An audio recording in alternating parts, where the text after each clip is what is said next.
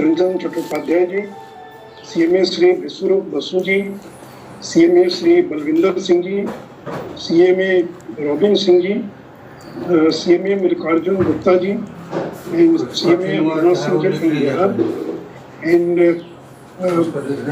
members of the Institute of Cost Accountant of India.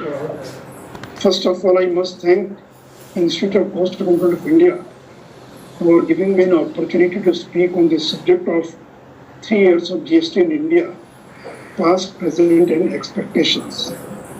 Friends, I was associated with VAT also because I was chairman of the Empowered Committee of the State Finance Minister for about 1.5 years. So I myself feel privileged that I was associated with the implementation of VAT, and now I'm associated with GST also. So friends, GST faces its toughest test as it enters its 4th year in the country. So now we are entering the 4th year, and the upcoming challenge, not because of its design or structure or the way it has been run in the country, ushered in with much fanfare and huge expectation 3 years ago, is up against a global pandemic that has wreaked havoc on the global economy, and India is no exception. It has been a remarkable success as a tax in the first 2 years, faced with an unusually high benchmark of 14% of CAGR. GST has been very productive in the past few years. But friends, 1920 started with economic slowdown, and GST could not remain insulated. And now, friends, the pandemic struck just as the economy seemed to be looking up, which has led to all reform measures being put on hold. Sri Mitra, friends, when I'm discussing GST of 3 years, I must remember Sri Arun Jaitley ji, the great consensus builder. If the strong determination of Narendra Modi ji and the great consensus builder Arun Jaitley ji, if Arun Jaitley ji would have not been there, it was impossible to implement GST in this country. Because as you all know, this is a common and uniform indirect tax code across the country with 37 different tax jurisdictions, 16 different tax levies, and 15 kinds of cess surcharges under 8 different constitutional entries, called for a grand unification across legal frameworks, IT system, and tax administration system. So friends, it was not an easy task. It was a Herculean task. And as you all know, that the GST Council in the last 4.5 years, all the decisions of the GST Council were unanimous decisions. Only in one particular case there was a voting on a lottery, but 99.999% of all the decisions were taken unanimous decisions. Friends, the problem which we faced in the beginning, and the problem we faced because in GST everything is online. There is nothing manual, everything is online. Number 2, during pre-GST regime, the dealers or the manufacturers below 1.5 crore, they were exempted from excise duty. So these lakhs of manufacturers who were below 1.5 crore in excise regime, they had to come under GST, and they faced a problem in the initial days. Then there was no tax on textile, and in the GST tax was imposed levied on textile also. The exempted list in VAT was about 100, and in the excise it was 350, more than 350. But in GST, there is a common exempted list. and the excise duty was invisible in pre-GST regime. It was not visible, but now that excise duty is visible in the form of CGST, and the states didn't have any experience of service tax, and the center did not have any experience about sales and retail chains, and there is a lot of variation in the states as well. And friends, as you all know, the incidence of tax has come down in GST. You all must remember, because many of times the people say it is 28%, it is 18%, but the incidence of tax was 31% in pre-GST regime. The standard rate of excise was 12.5%, VAT was 14%, CST was 2%, and cascading was 3%. So if you add all these taxes, so incidence of tax was 31% during pre-GST regime, and now it has come down to 5%, 12%, 18%, and very few items are there in 28%. And one thing all must remember, that the state VAT was, the standard rate was 14.5%. In some states was 15%, in some states was 14%. But now the SGST is only 9%. So the states were incurring losses, because earlier the standard rate was 14 to 16%, and now it has come down to 9% when you talk about SGST. In the same way, the cascading has been removed. The CST, which was origin based, has been abolished. And friends, in most of the countries where GST was implemented, there was the Mangai inflation, but now inflation is under control. Check post has been abolished. So friends, just I'm mentioning these things, and because about more than about 1.23 crore taxpayers have registered in GST. Out of that 1.23 crore, about more than 75 lakh were traders who didn't know anything about excise. They were only registered in the state VAT. But now the traders, they have to deal with the dual GST. They have to deal with the dual tax rates. The invoice uploading was only in Karnataka and Kerala. And in most other states, there is no provision of invoice uploading. Friends, I'm just mentioning all these things. How difficult it was. It was so different in each and every state. And sometimes when people say, Singapore में तो single rate है, और design को लेकर they put question mark on the design, but they fail to understand that India we have a dual GST because prior to GST, because in India there is earlier there was tax levied by the central government and there is a tax levied by the states, and that's why we have to accept this dual GST. Whereas in most of the European and in other countries, it is only the federal government which collect the taxes, and then it is being distributed among the states or different constituents. But in India, it was a dual tax structure. So we have to accept this dual GST.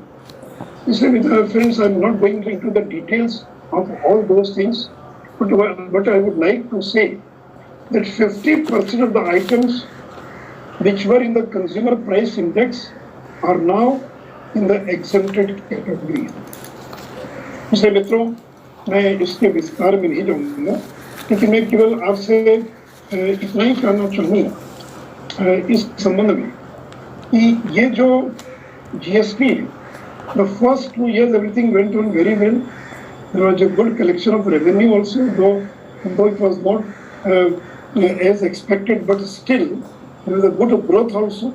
And one thing I also should mention, that the GST had assured the states of 14% growth, year-on-year growth, 14% growth was achieved. And if there is a shortfall from that 14%, the GST Council or the central government will compensate with the states. And I personally feel that this benchmark of 14% was very high because nowhere in India the nominal growth rate was more than 10 or 11%. But to bring all the state governments on board, a high benchmark of 14% was fixed, year-on-year growth, and if there is a shortfall, it will be compensated from the compensation cess to the states. Friends, the current fiscal is not a normal year for collection year. As you all know, revenue collection has dipped drastically on account of pandemic. April 20 and May 20 collection was about 45% of last year monthly collection.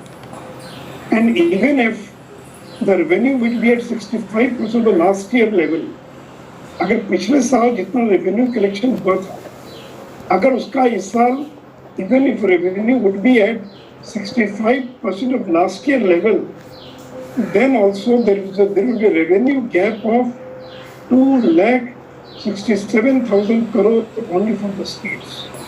So even if the revenue collection is 65% of the last year level, then also it will be a gap of 2,67,000 crore. And in the same way, even if collection from cess would be at 65% of the last year level, there were 2,05,000 crore. The amount is required for compensating the states in according to the agreed formula. And friends, as you all know, that the states are being compensated not from the consolidated fund of India. As you all may be knowing, that there is a compensation cess fund, and on some particular items like motor vehicles, aerated drinks, tobacco, there is a pan masala, there is a cess, compensation cess, and whatever amount is collected through that cess, it kept in the compensation cess fund. And only out of that compensation cess fund, the states are being compensated. And sometimes people suggest, why don't you increase the cess? But I must tell you this, august audience, that most of the current cess comes from motor vehicles and tobacco. And sale of motor vehicle impacted because of BS4 and COVID not possible to increase. You can't increase tax, the tax rates on the motor vehicles. On tobacco already it is 65 to 70% tax element of the total price. So you can't increase the cess fund also. So friends, and even if we increase 1% of increase, there are suggestions to increase the tax rates.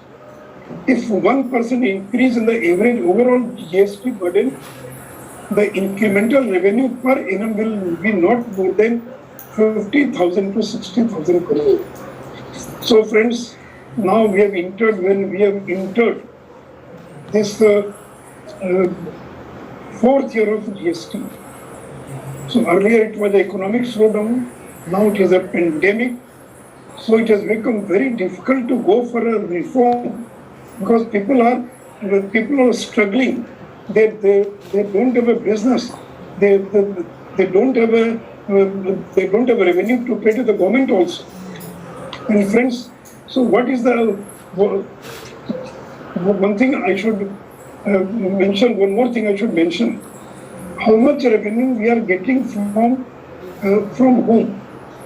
So the public limited companies, about 35% of the total GST revenue, 35.29% of our total GST revenue is coming from public limited companies, which are only 0.62% of the total taxpayer base. And then private limited companies, 27.51% is coming from 5.87% of private limited companies. And then public sector undertakings, it is 9.12% of the total revenue is coming from 0.02% of public sector undertakings. And if you add all these three, so the total number of taxpayers, 6,79,000, which constitute 6.51% of the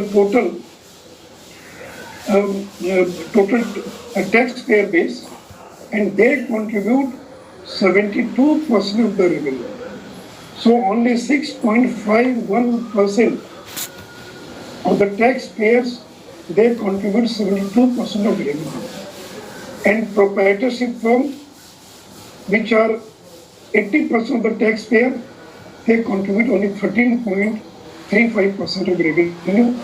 And partnership firms, which are 10.78% of the total taxpayer base, they contribute 7.35%. And if you add this proprietorship firm and partnership firm, so 90.96% of taxpayers, they contribute only 20.70% of our revenue.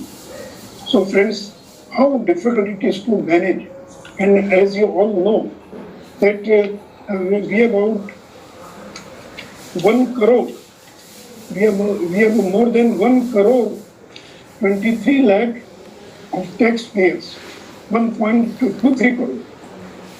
The total number of taxpayers, 1 crore 23 lakh. And out of that, 53 lakh 28,000 are migrated taxpayers. It means these 53 lakh 28,000 were earlier registered in service tax, they were registered in VAT, they were registered in excise, and they constitute only 53 lakh 28,000. And 70 lakh new taxpayers have been added to the GST taxpayers base. So friends, what is the road ahead? Because it is becoming very difficult how to move ahead. Because in the fourth year, the states don't have a revenue because about 40% of revenue comes from GST. And the centers, about 23% of their own tax revenue comes from GST. And from where this revenue will come? And we were going for simplification of the return system to make the compliance more user-friendly. But now we have been stuck because of this pandemic. So friends, I will mention just in the last 2-3 more points what in the coming days,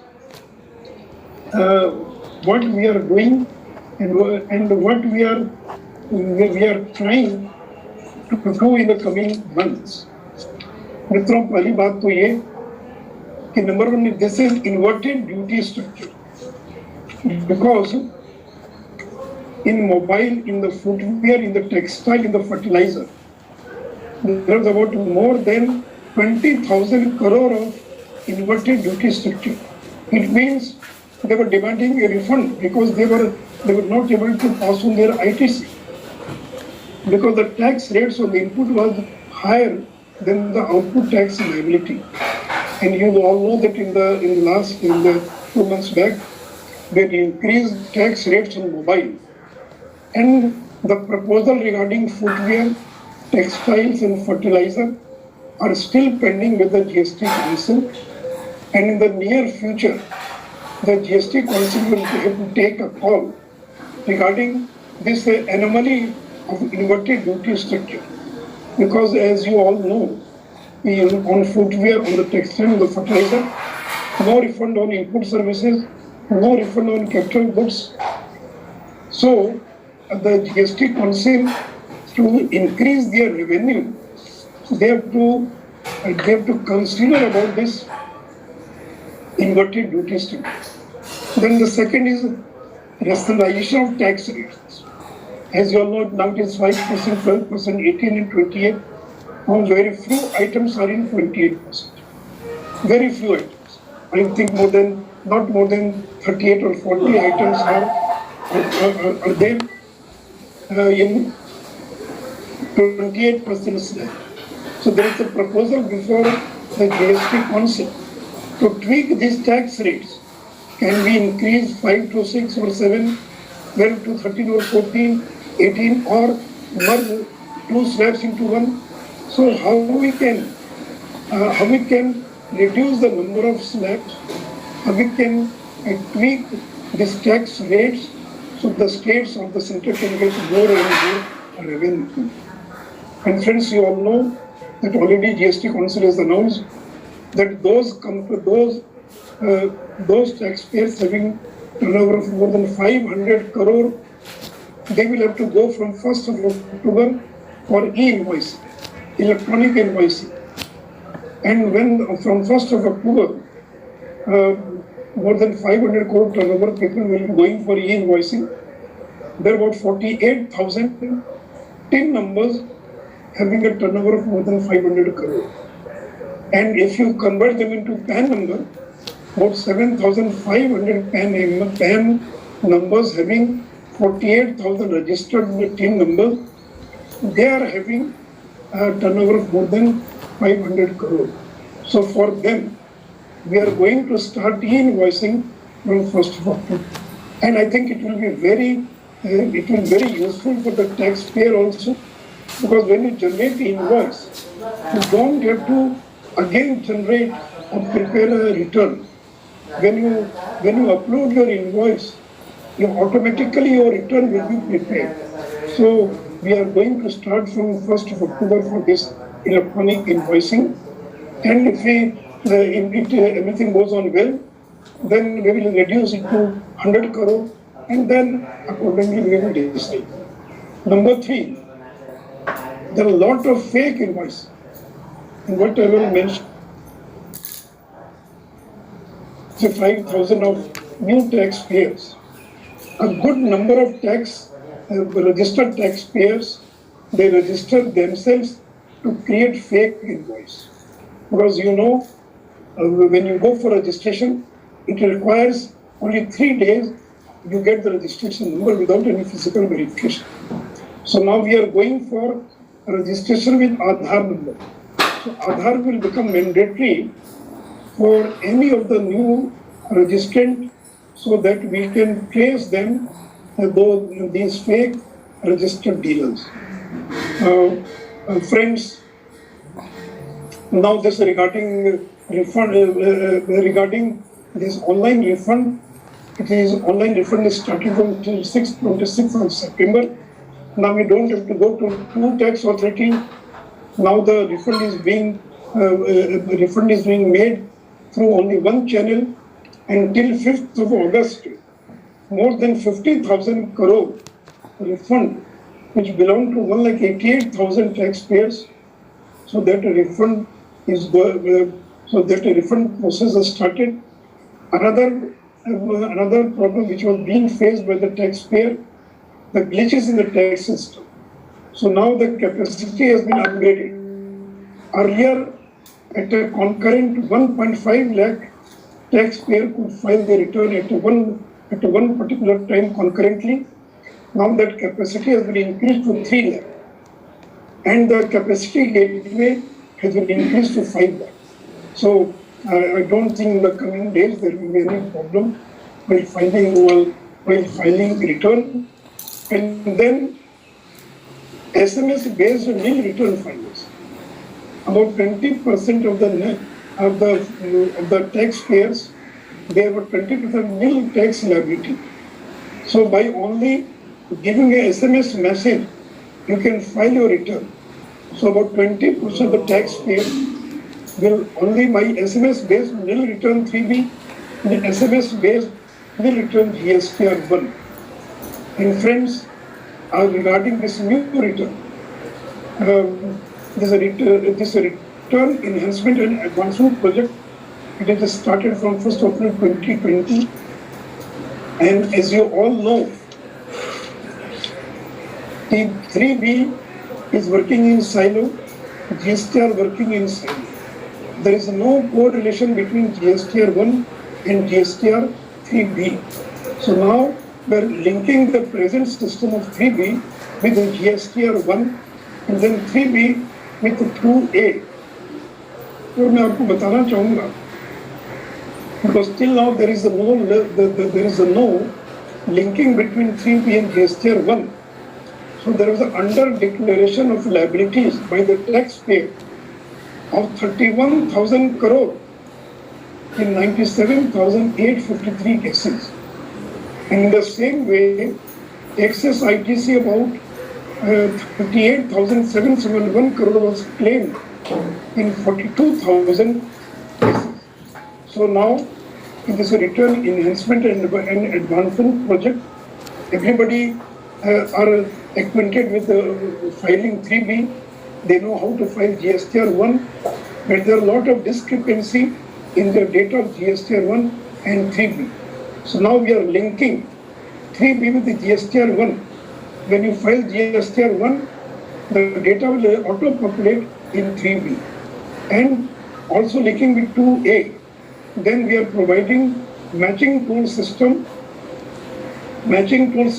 drafted, purchase the register and purchase the register of taxpayer. Now you can't match your purchase register with the drafted automated purchase register. So now there will be matching tool, so through which you can match your purchase register with the system drafted purchase register. Then communication channel between buyer and supplier. And friends, lastly, is just I was in the last meeting, somebody was mentioning about tax fraud in GST, and for that we are this Infosys the business intelligence and fraud analysis and program. So this BIF, so business intelligence and fraud analytical program we have launched, and there will be artificial intelligence and machine learning. 8 programs have been deployed and 25 are at various stages of development. So friends, it was very difficult to say anything within 20 minutes. I have taken more than I think 30 to 35 minutes. So मित्रों कुल मिलाकर मैं ये मान कर चलता हूँ कि GST is successful, was successful and will be successful. It has become so easier for the taxpayer. Now everybody is acquainted with the GST system. The initial glitches, the teething problem is now over, but because of pandemic, we could not do much what we wanted to do. So friends, with these words, I have taken a longer time, लेकिन जो कुल मिलाकर जो परिस्थितियाँ थी उसके बारे में मैंने आपके सामने रखने का प्रयास किया है। धन्यवाद। Thank you.